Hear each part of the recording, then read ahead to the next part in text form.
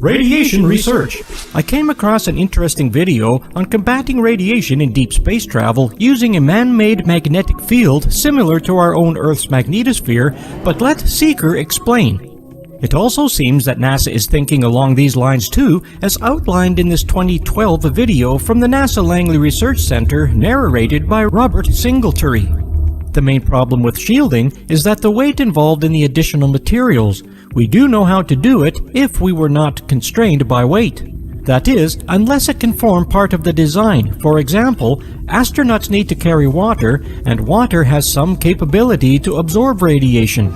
So, one idea is to place the water around the sides of the space capsule, thereby partly insulating the astronauts within it. Another idea is to place the food, which is organic matter, around the sides of the spacecraft to act as an absorbent layer. As that food is consumed, the idea would be to replace it with the feces of the astronauts, hopefully in some form of a bag. Not sure what dangers there are in gobbling down radiation-contaminated food, but again, it does not sound so healthy. My children balk at the idea that to eat food past its sell-by date. They would be more concerned if I told them that it had been contaminated by radiation. If you are really interested in the radiation risk, then there is a NASA video from 2015 covering risk assessment and permissible exposure limits, but it is only for the radiation-minded reader. I found this interesting NASA video from 2012 narrated by Sheila Thibault. In this video, she makes some quite alarming statements.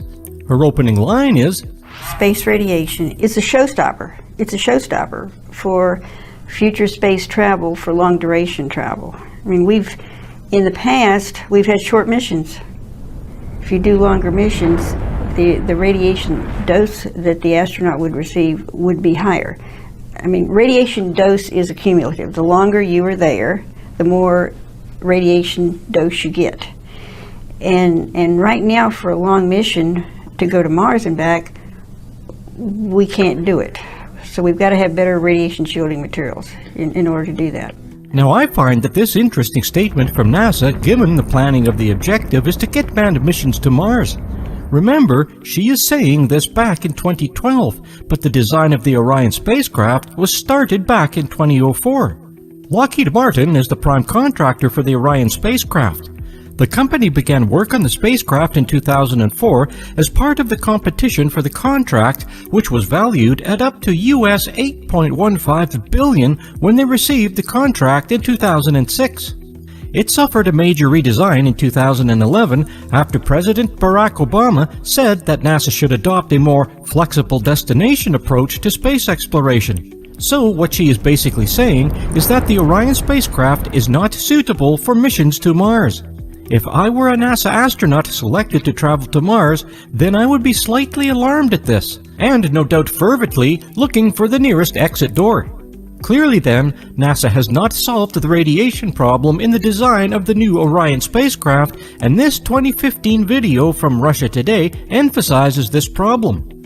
NASA offered a prize of US $29,000 to anyone who can solve the problem for them.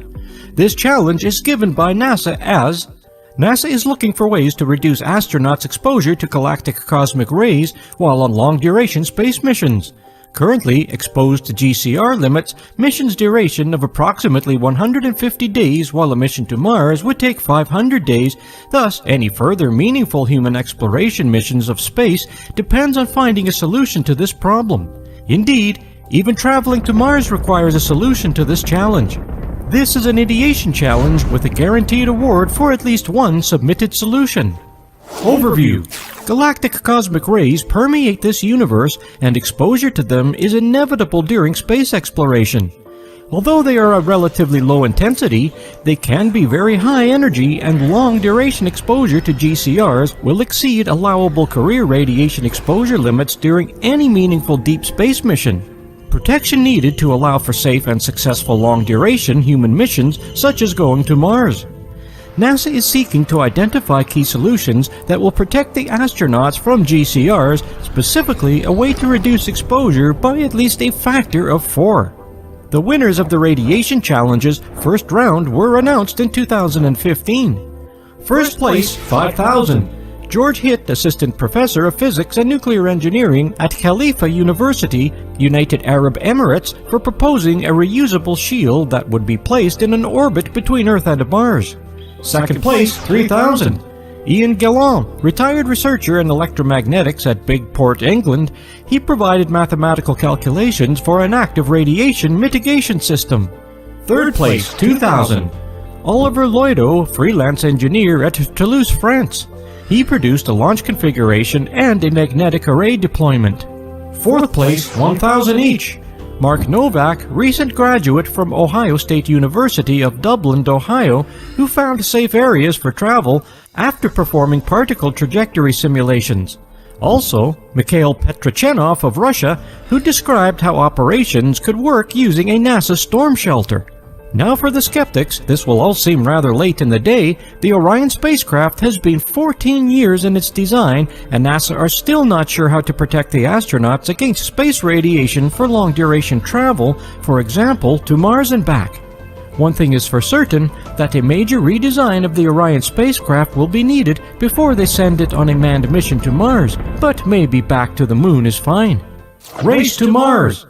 Perhaps not surprisingly, we have doubters that NASA or anyone else can send astronauts safely to Mars and bring them home alive. Clearly, there are significant radiation dangers involved in deep space missions. However, it is not just NASA that want to send men to Mars and beyond. There are others from the private sector who share the same dream. After more than 75 years of rocket development by nation-states, starting with the Nazi regime in the Second World War, there is now a flurry of private companies waiting to be involved in space development. Here is our list of the interested parties. Blue Origin, LLC is an American privately funded aerospace manufacturer and spaceflight services company set up by Amazon founder Jeff Bezos with its headquarters in Kent, Washington. Space Exploration Technologies Corporation, doing business as SpaceX, is a private American aerospace manufacturer and space transport services company headquartered in Hawthorne, California. It was founded in 2002 by entrepreneur Elon Musk. Lockheed Martin is one of the 4 major business divisions of Lockheed Martin. It has its headquarters in Denver, Colorado, with additional sites in Sunnyvale, California, Santa Cruz, California, and Huntsville, Alabama. And we must not forget the other nation-states who have similar intentions to leave Earth and travel far into space, which include USA, NASA, together with the national space agencies of Russia, India, and Europeans, the Netherlands, and China. Quite a list of interested parties, I'm sure you will agree. Why all of this sudden race for space? I do not know what has quite suddenly sparked such an interest in manned space travel outside the Earth's protective magnetosphere, and particularly the fascination with Mars. It seems we never really finished with the Moon and all of the past talk of moon colonies, mineral exploration, and all of the other hardy dreams we had back in the 1960s. Apparently, there are some reasons to go to Mars, as this submission from Science Plus explains. According to this video, it appears that Mars has vastly more potential than the Moon if, of course, we can get there and back with the loot. Return to the Moon. Enough talk about Mars, let's get back to the Moon. The NASA Constellation program of 2005 to 2009 had intended to retrace their steps to the Moon.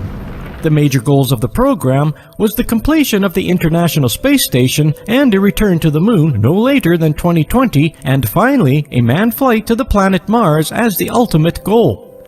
The Constellation program was cancelled in 2010 by President Barack Obama as part of his more flexible destination approach. However, it appears that we are not yet finished with the Moon, as believer Curious Droid explains this new space race in 2017.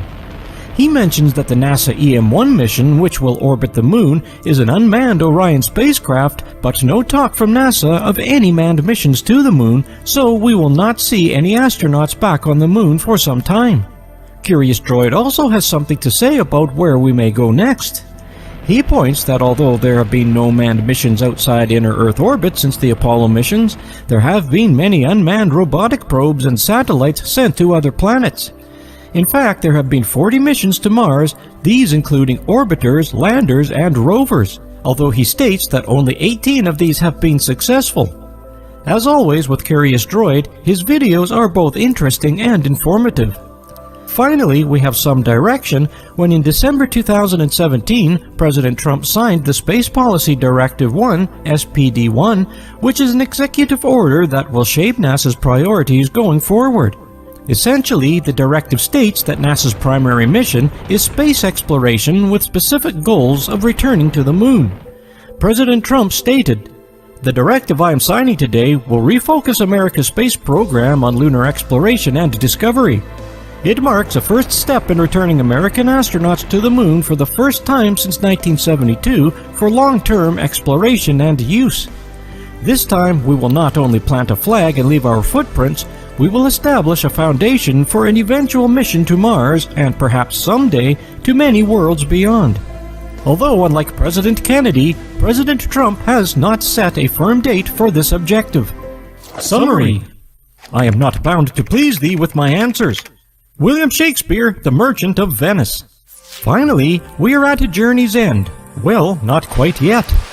Like my beloved children would continuously, and may I say annoyingly ask, are we nearly there yet? We now have some critical thinking to do. I am not entirely sure that we can say that we are any the wiser, but I hope a little more enlightened. I am sorry if you are perhaps more confused than when we started this video series, but you are not alone. This has been an involved detective story, but also quite an adventure. We have learned much about the Apollo moon landings and are now well versed on the subject as most. Ask the astronauts. In our investigation, we have researched in detail most of the anomalies in the NASA Apollo record suggested by the skeptics, and there have been many to consider. Perhaps there is one more element that we should finally consider before we reach any conclusions. Ask the astronauts themselves. If anybody knows the truth to our enigma, it is the astronauts. We have commented before on the demeanor of the astronauts at the post-flight press conference. It is possible that they were lying, and would that explain the exceedingly uncomfortable way that they behaved? If you would like to know about lying, or would just like to watch a brilliant presentation, then take the time out for this by Pamela Mayer, who is an American author, certified fraud examiner, and entrepreneur. Is there a way in which we could show that they were telling the truth about the landings on the Moon? There are several evidential methods that may be employed in our analysis. I guessed you were waiting for me to bring out the tarot cards or the Ouija board. Well, no, not quite that scientific. But there is a technique called statement analysis, which we will now discuss. I personally had not heard about statement analysis before. I suppose I did know that. For example, enforcement agencies take statements from witnesses to a crime and perhaps analyze them for inconsistencies. Statement analysis is one step further in that they examine the language used and make inferences from the words and structure of the language used. If, like me, you have never heard of statement analysis, then this is what Wikipedia tells us. Statement analysis, also called scientific content analysis, is a technique for analyzing the words people use to try to determine if what they said is accurate. Proponents claim that this technique can be used to detect concealed information, missing information, and whether the information that person has provided is true or false. The website skeptic.com also says this. Statement analysis, aka content analysis, analyzes the content of statements to detect whether information provided by a suspect is truthful or intentionally incomplete. Supposedly, there are linguistic cues a person can give that can reveal concealed, missing, or false information. Those who defend this technique of interrogation believe that they have a reliable method to detect deception in ways that go beyond the obvious technique of making logical inferences from what is stated and identifying plausible claims based on general or specific knowledge. Anyone can detect a lie, for example, when a suspect is caught in a contradiction or making statements that are inconsistent with one another. To someone with substantial background knowledge relevant to the issue being interrogated, it is often obvious when a person is making a statement which has omitted important information. So it is a method of detecting deception and is used extensively by many law enforcement agencies and companies throughout the world. So how useful and accurate is it? Statement analysis is a science in its own right and is claimed by adherents to be very accurate in detecting deception. They claim that statement analysis techniques are very accurate because they are based on the English language, which has tight word definitions and formal rules of grammar. They state, the majority of statement analysis techniques are based on word definitions. Every word has a meaning. When you combine this with the fact that people mean exactly what they say, it then becomes possible to determine if people are telling the truth. They claim in tests that a success rate of 90% and above can be achieved using trained investigators. I was interested to see above that it refers to the English language. I am not entirely sure if it is a method only used on the English language or whether it is used in other languages.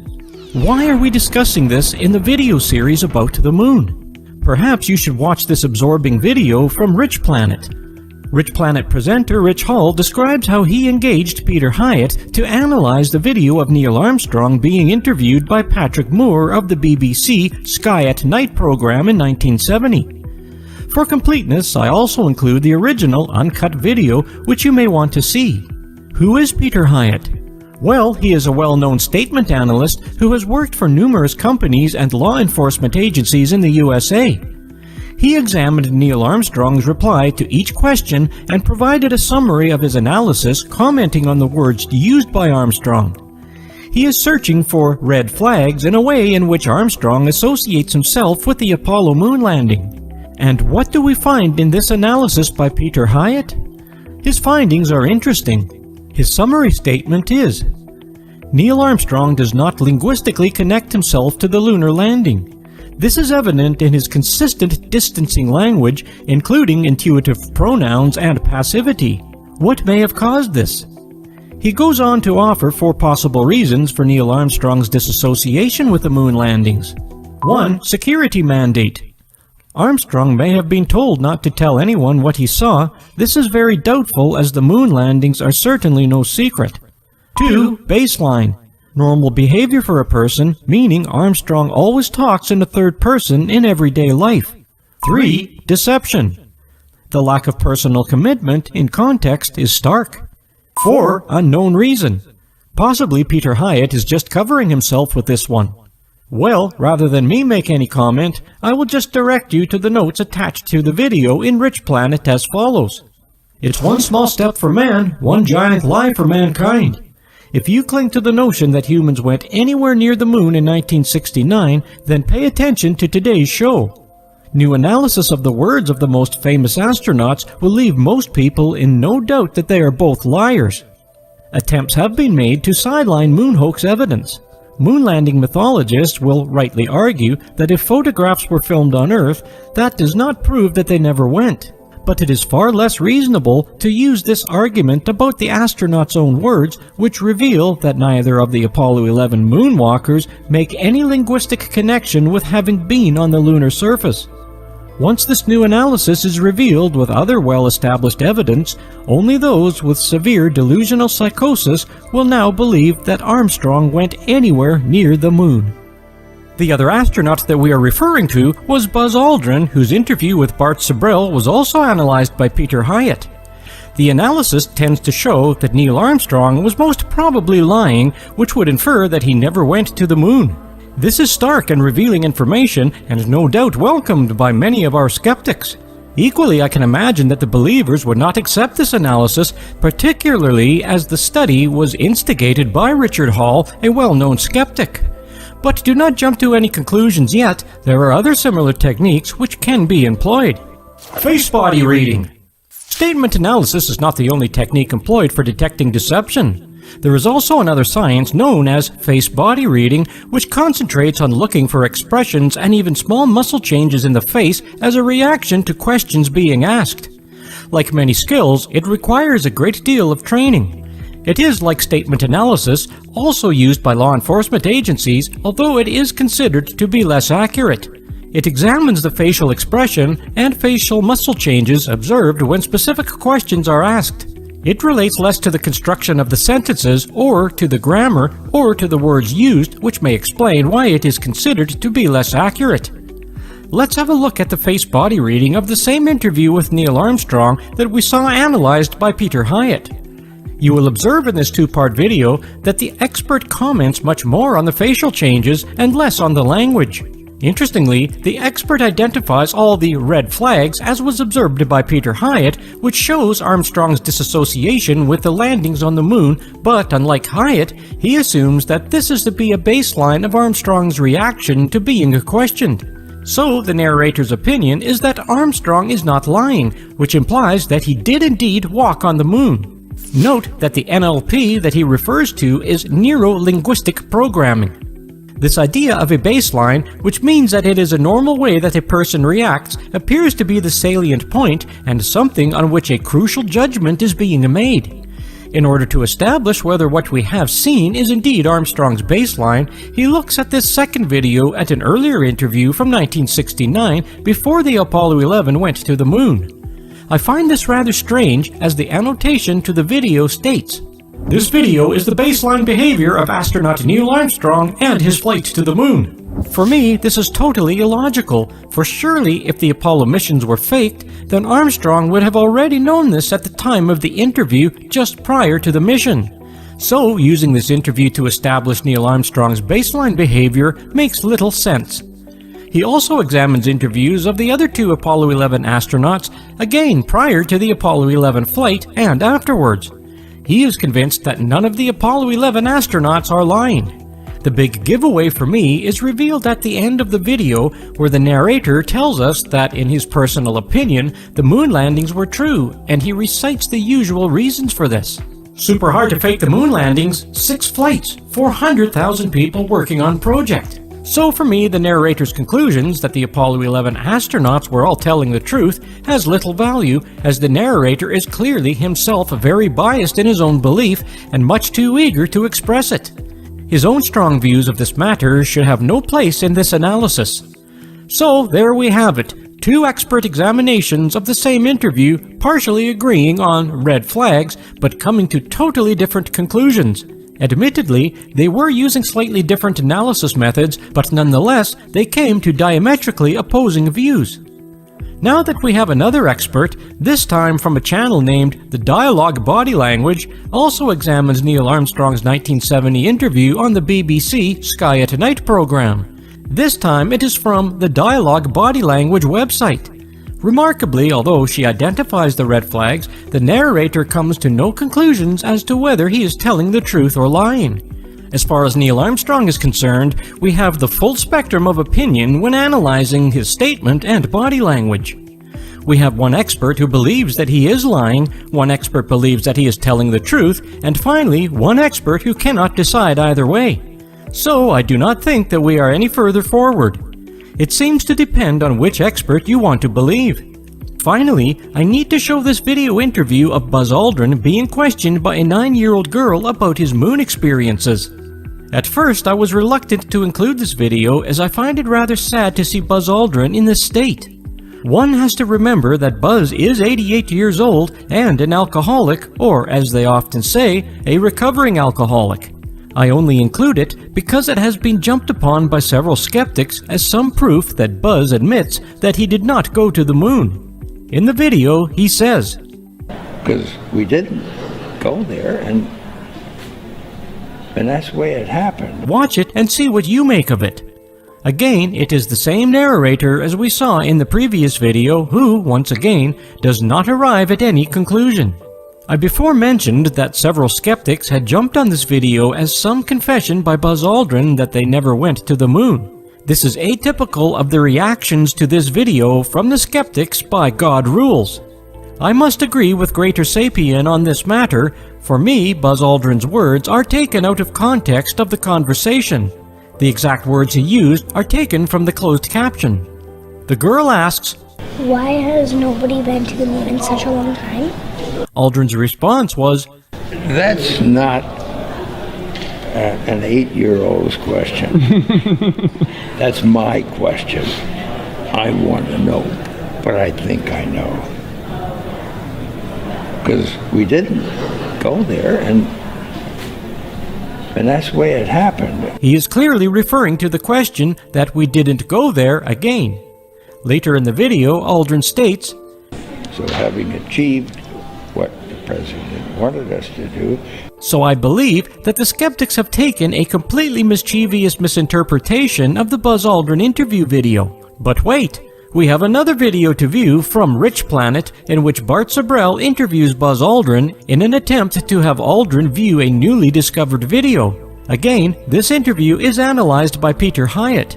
Unfortunately, Hyatt gains little insight from this interview as he maintains that Bart Sibrel made several mistakes in his interview style which became confrontational for Buzz Aldrin. Have we gained any conclusive insight from the astronauts as to whether they went to the moon or not? I think that it is up to you to decide what you think of these expert analysis of whether the Apollo 11 astronauts were telling the truth or simply just lying. Decision time! Don't panic, you spend most of your working hours making decisions. Just about everything you do and say is the result of a decision. Some decisions are easy and some can be very difficult, involving many pieces of information. This subject may very well be one of the latter. Making good decisions comes from examining all of the evidence that you can find. I believe that we have done just this in our investigation into the Apollo moon landings. You may have already drawn your own conclusions as to the truth of the matter and can simply put this video series away. If not, continue on. We all arrive at our decisions in different ways. After all, we are all individuals with our own set of values and judgments. I have no intention of telling you what to believe, but I can help you to perhaps order the evidence into manageable proportions. For me to see things more clearly, I would attempt to categorize the separate elements of our investigation into 3 groups as follows. 1. Erroneous. Those statements of the story that can be discounted either because they are totally erroneous or could possibly help us to decide our enigma. My example, misaligned or partly removed crosshairs. 2. Debatable. Those elements that are debatable because there is reasonable evidence on both sides and the answer may be unknown with the evidence we have available. My example, the dangers of the Van Allen radiation belts. 3. Problematic. Those elements for which there has not been any satisfactory answers to the anomalies suggested. My example, no return to the moon in 50 years. You can use a similar system to narrow down the great morass of evidence into manageable proportions.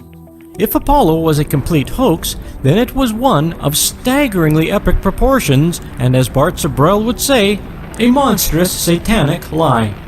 We hope that you have enjoyed this video series. Thank you for watching.